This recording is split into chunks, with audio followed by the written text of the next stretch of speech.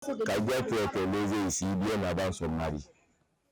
On la voyait faire des sacrifices pour que son mari sorte de la prison.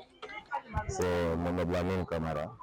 Ok, dites-nous réellement ce qui s'est passé dans votre quartier. En fait, je ne peux pas donner assez d'explications, seulement comment on a retrouvé le corps et puis quelles sont les dispositions qui ont été prises jusqu'à son enterrement, quoi.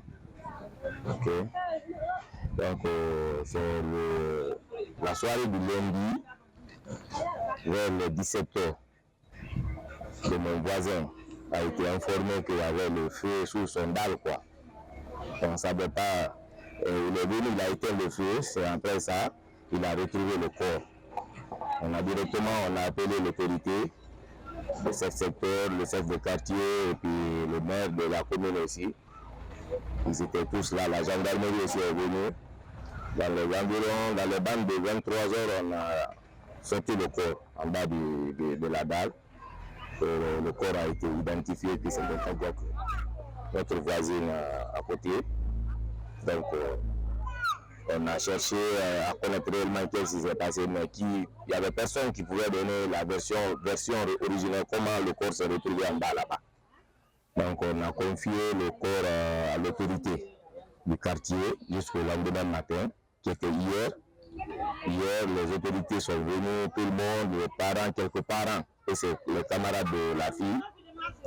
Vers les 11h du matin, hier à 11h, on a fait l'enterrement, parce que le corps ne pouvait pas être gardé pendant longtemps.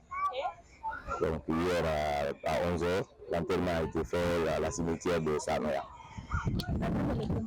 Elle était mariée, elle avait 4 enfants, le premier garçon était décédé. Non. Même si ça se passe bien, on n'est pas informé de ça, quoi. Personne ne sait. Personne. Les enfants de Dame Kadiatou, ils sont où? Non, ils étaient partis à longtemps pour étudier, c'est la grande sœur de la fille, selon les explications. Parce que ces enfants jouaient avec mes enfants ici. Okay. Environ, elle peut être âgée de combien? Bon. Il a 9 ans comme ça, parce que son premier garçon a même... Elle, Dame Kadiatou, 35 ans. Je ne peux pas estimer. 35, 40, 35 comme ça, même dans les vingtaines d'années. Kadiatou était lésée ici bien avant son mari. On la voyait faire des sacrifices pour que son mari sorte de la prison. Donc si on comprend bien, son mari était en prison au moment où elle est lésée dans la cour ici. Donc elle faisait des sacrifices ici pour que son mari sorte de la prison.